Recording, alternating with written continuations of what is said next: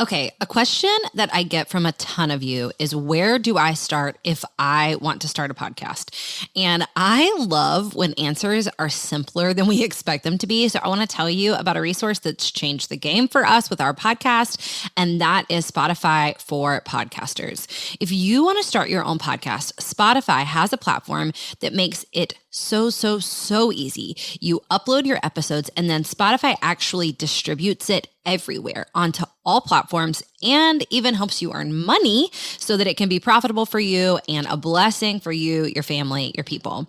Spotify for Podcasters lets you record and edit your podcast literally from your phone or your computer. So if you don't have a fancy setup, it's okay. You can immediately get started today. Then again, you distribute it to Spotify and everywhere else that podcasts are available. You can also do video podcasts, which sounds like a dream to me. And when you want to take conversations with your people to the next level, you can do Q&A and polls, all sorts of fun things. You can earn money with ads and podcast subscriptions, or you can just get started using what you've got for the good of others and the glory of God. Check out Spotify for Podcasters. I use it. I love it. I highly recommend it. Download the Spotify for Podcasters app. I have it on my phone, highly suggest, or go to spotify.com/podcasters to get started today.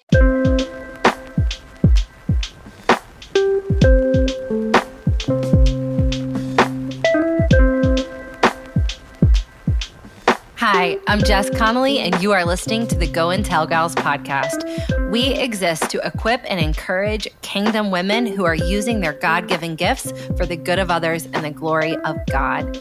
If you are a mom, a student, an artist, a doctor, we are hoping that this episode will leave you encouraged and ready to run. We're so glad you're here. Let's go. Hello, friends. Hi, gals. It's Jess and Caroline, and we are just sending you out for the end of this year with a quick podcast to help you think about the coming year. So this podcast episode is entitled 4 Steps to Help You Prepare for Next Year. Here's what you need to know at the top of this episode. Caroline and I are goals girls. We love goals. Goal setting season is my favorite season. Okay, I agree. My favorite time of year is November 1st through January 2nd. After January 2nd, then I'm like, this is a lot. Now I gotta do it all. But I love the season in between. Me too. Caroline, will you tell our friends listening how early in your life you started thinking about goals? Because I do think this is very interesting. I was a very little girl. I mean, I remember thinking about goals when I was 7 years old. I think I've told this story about on the podcast before, how I went to the library and the librarian gave it to me. I didn't know how to find this. Gave me 7 habits of highly effective people when I was 7 years old. And I love goals. I love vision. I mean, Jess says that I am an Enneagram 3-wing 3. I do think you're 3-wing 3. That's probably true if that gives you any background. But that's so funny. I've always loved dreaming about what could happen next. Yeah, I love that. Yeah. I love that. So my family, we are goal women in general. But the first time I really remember setting goals was in my 20s, my mid-20s. So it took me a minute to catch on. Yeah, and then in high school, I watched Laura Casey online so much. She does power sheets and matters, and I loved her approach to goal setting. And I remember when I was in high school, I couldn't afford to buy power sheets, so I made my little own in PowerPoint. Love. I've been a big fan. I love it. Well, so that being said, it's important to know that Caroline are goals girls. Yep. But I will say I'm coming into the 2023 goal setting season with no system for the first time in my life.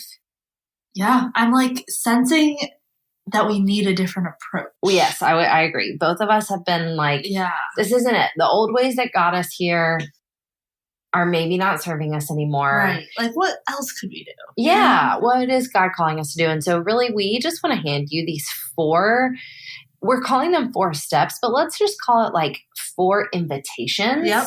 That's good. To to really press into what's next in the coming year. And this is where we're starting as veteran goals girls who have maybe like lost our way a little bit, lost our mojo. Yeah. Here's where we're starting. So I'm going to tell you up front, the 4 steps or the 4 invitations are: number 1, vision; number 2, agreement; number 3, rhythms; and number 4, follow-up. So first, let's talk a little bit about vision. Let's do it. I will tell you, I think when we say vision as Christian women, that means a million different things to us. Mm-hmm. So to get on the same page, I want to identify when I say vision, I really mean picturing what could be next. Yeah. And to me, that is a really spiritual process, but it doesn't also have to be. It could be just, partnering with my own imagination to kind of imagine what could be coming. But why do you feel like vision is so important, Caroline, in the whole like moving forward process? I think vision, really grounds your goals in something that matters. I also think during the goal setting season, you could say, of December, January 1, it can help you set meaningful goals that actually matter to you, because it helps me actually check my motivations. Like, am I setting this goal because I want to look like that girl online? Or am I setting this goal because God has actually called me to this? I think it also is a helpful tool for just checking what you're after, and also adds a little flavor of excitement to what you're working towards. I love that. So, so, so good. One of my favorite resources is The Vision Driven Leader by Michael Hyatt. Yeah. I will say it changed my life as a person. It changed my life as a business leader. And so I'm not going to regurgitate all of his content about being a vision driven leader, but he does give these different sets of rules about vision and about setting vision. And here are just a few of my favorite that I want to share. Number 1, to be people who capture and embrace, and again, I would say maybe even accept the invitation from God to see vision in our life, to think about what could be. One of the most important things is, number 1, that we just own it, that we own the vision of our own life. And the reason why I would say this matters is because so many people have a vision for your life. So many people have an idea of what you should be or could be doing, but you actually have to own your own vision and say, this is where I believe God could take me, or God wants to take me, or this is where I believe I want to end up in the long run. An important part about stepping into vision or agreeing with vision or embracing vision, I would say, is shedding limiting beliefs. And Michael Hyatt talks a lot about this in Vision Driven Leader, and really just this idea that all of us, it's not something wrong with us, but all of us walk around with a set of limiting beliefs about what we can or can't do, and really, really, really do to embrace vision on a spirit-driven level, you have to really shed and fight those limiting beliefs. I think one of the core proponents of what we do at Go and Tell Gals is help people to think about others when they vision cast, how their life is going to impact or serve or bless others. And thinking about others is an important part of setting vision. A big part of setting vision for our life is don't ask how. Don't try to figure out how you're going to make the vision happen, but instead just let your mind be open to the possibility of what could be or what should be. And then lastly, I would say anticipating objections. Yeah. Knowing that, number 1, you're probably going to have some own objections to your vision. You're probably going to encounter some doubts or some disbelief or some confusion in your own self. And you're definitely going to encounter that with other people in your life. And instead of being shocked by that or offended by that, we can actually be prepared by that. We can feel loved by people asking clarifying questions about our God-given vision, and instead be ready to maybe not necessarily even defend it, but to just explain why we think God is asking us to move in a particular direction. So good. I think, step 1 is make some time to get some vision. Where do you want to be a year from now? Where do you want to be 5 years from now? Where do you want to be 50 years from now? Yeah. And then my new favorite question that I've shared on the podcast at least once is, what do you want the world to look like 100 years after you're gone? Because our life is actually adding up to something. And what happens in my life is actually adding up to something. And the same is true for yours. And so I think there's wild kingdom-sized vision when we say, how do I want this earth? How do I want this community? How do I want culture to be different 100 years from now? And how does that impact how I live today? Yeah. The other thing I would just add is if you're listening to this and saying like, well, I don't have a vision, I can't envision, this is just like what I recommend that you do. Is you take all of this, you get quiet. Maybe it doesn't have to be like a whole afternoon. It doesn't have to be a whole day for you to envision something. Set a timer on your phone for 5 minutes and just get quiet and get with God and ask him. Ask Holy Spirit to come visit you and ask God to reveal something to you. And just know what you see and ask God to just keep revealing things to you. It doesn't have to be a whole afternoon. You can actually do it after you listen to this podcast. You can actually receive vision right where you are. Come on. You don't have to wait for January 1. You don't have to wait for another day. You don't have to wait for something to change. You can receive vision for your life today. And that's the most beautiful part about this process. So good. Okay. Step number 2 is, I would say, let's talk about agreement. Mm-hmm. So the second step to moving forward into the year that is coming is really understanding the idea of agreement. So when we talk about agreement, here's what we mean. We don't want to be new people. I don't want to become a better version of myself. Yeah. I don't believe that that is the gospel. But I do want to live in agreement with who God has said I am. Mm-hmm. God has said that he's made me whole. God has said that he has called me an ambassador. God has said that I'm a life speaker. Mm-hmm. God has said that I can serve like him. God has said that I'm loving. God has said I'm compassionate.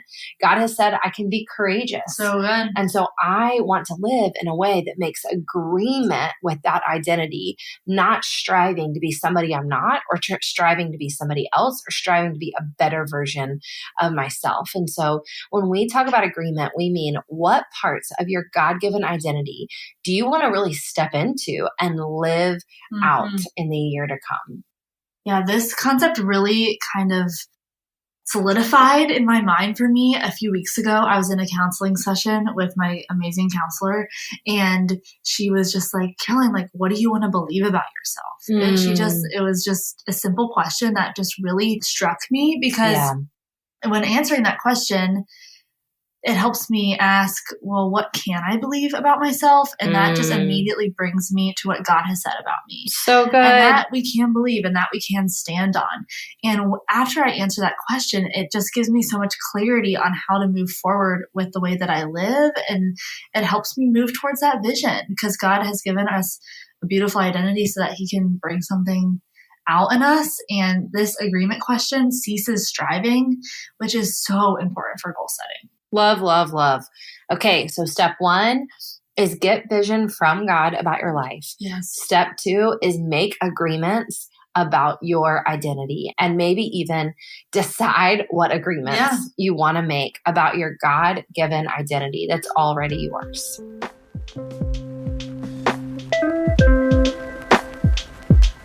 Hey gals, listen, we have an amazing treat for you.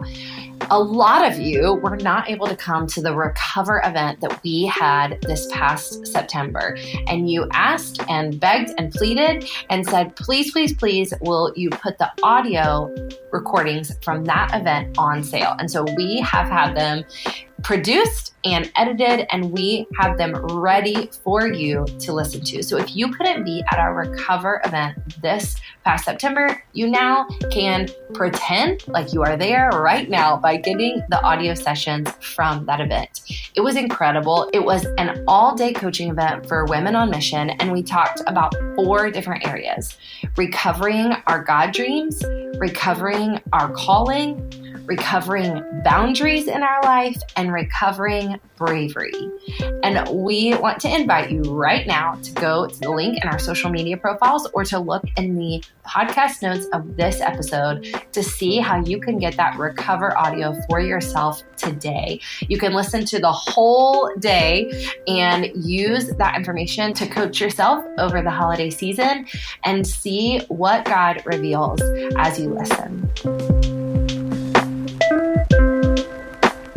Okay, we are back with step number 3 to prepare for the next year. And now I want to talk about rhythms. Yep. So when we talk about rhythms on the Go and Tell Gals podcast or in our coaching, a lot of times we're talking about really like a rule of life. And Caroline, I want you to talk about the rule of life in a moment. But so when we're talking about rhythms, we're just essentially asking like, what are the daily, weekly, monthly rhythms you want to engage in that, again, help you agree with the God-given vision God has given you for your life? So we're taking it all the way back. But you and I have a new proposition of rhythms. And today we want to say, when are you going to ask yourself some honest questions? Because let's don't just do this at the new year. Let's don't just do this at the end of the year. So Caroline and I came up with a few questions that we want to ask of our souls and that we want to ask of our souls rhythmically. Yes.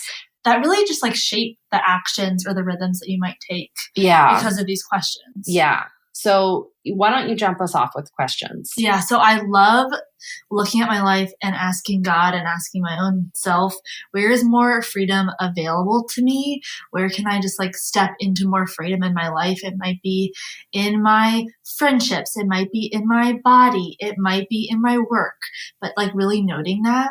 I think a second one that I love is, where is more authority available to you? I think, Jess, you're really good at asking this question. That's a really helpful question. Our next question is like, where is more rest available to you? Where can you stop? Where could you quit something? Where could you find a little bit of margin? We need these things. And lastly, where is more surrender? What could you just let go of? What could you let God do instead of you striving to do something? So good. Okay, I want to tell you the reason why I love all four of these questions is because freedom, authority, rest, and surrender are all gifts God has given us. So good. We don't have to work for them. No, they're ours. We don't have to figure them out. We don't have to earn them. They're all good gifts we've been given. And I believe that if we individually look at our lives, we'll see even more places where we have freedom, authority, rest, and surrender available to us. And that's why I would say asking these questions as a rhythm, whether it's every week or every month or asking one a week, feels like such a helpful tool to me. Now, in light of that, will you talk a little bit about rule of life, Caroline? Because I think you were using the rule of life a lot longer than I was. Yeah, I think the rule of life has been a really helpful tool. And a rule of life is just a framework of things you want to live by or rhythms you want to pursue in your days. Like, how do you want to live? And really, in order to write mine, I thought about two things. One, how can I agree with the identity God has already given me? And also two, how can I receive the gifts God wants to give me in a better way? That's good. And pursuing practices that line up with those two things, I've seen so much fruit grow in my life. And it's really interesting because I find that agreement and this posture of receiving the Holy Spirit, receiving God, receiving like what the kingdom can offer us here on earth is completely countercultural to what the world says of like, go get something or go try to be something. As like women of the kingdom, we get to agree and we get to receive. And I think taking those two concepts and attaching them to a rule of life. I mean, my rule of life is simple. It's, how do I love others? How do I serve God? And how do I love who God made me to be? And those are simple things that translate to daily, monthly, and yearly rhythms, such as spending time with God in the morning every day or tithing to the church every week, etc. So good. Yeah.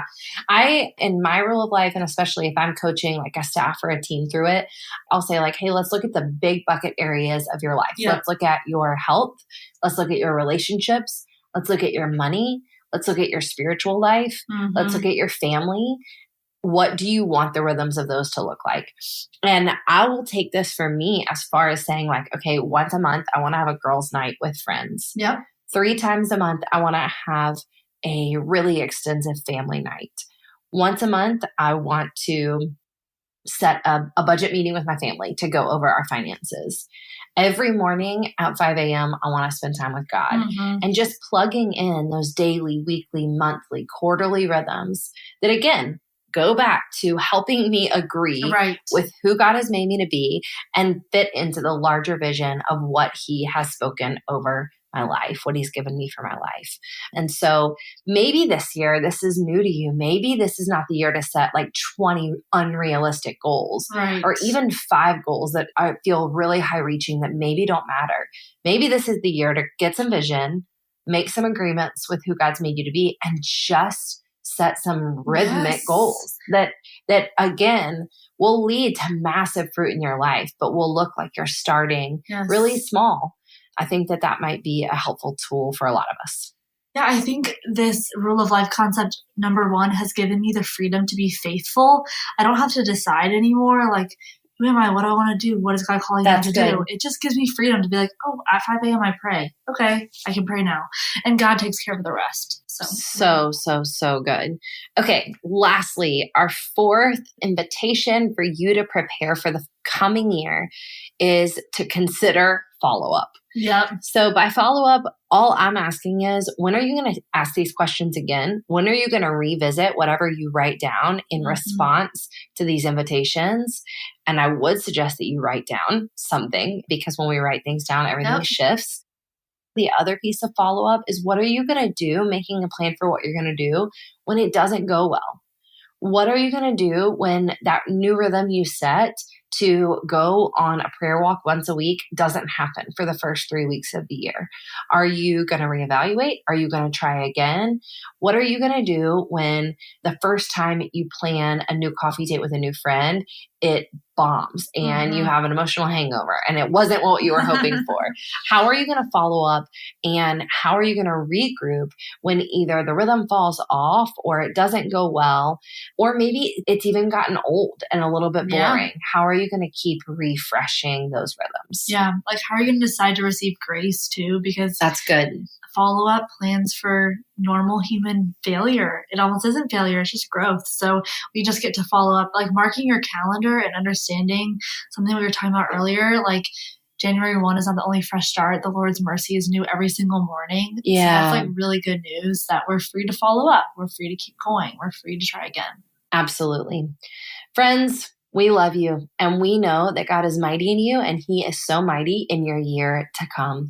Listen, you can get a whole PDF to help you walk through these 4 invitations at the link in any of our social media profiles, on the show notes of this episode, or on our website, goandtellgals.com.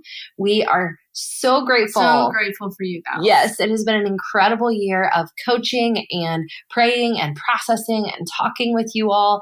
We know God is mighty in you. He is mighty in your 2023. And we are absolutely praying that you sense his nearness and his presence and his power in your life. Let's go. Thanks for joining us for today's podcast episode. We would be so blessed if you would take a minute to leave a review wherever you've listened to this podcast. You're also welcome and encouraged to share this on Instagram, Facebook, wherever you use social media. We'd also love to hear from you. DM us on Instagram or send us a message on Facebook, shoot us an email. We love to connect with you to hear how we can encourage you and further equip you. God is mighty in you. Let's keep going.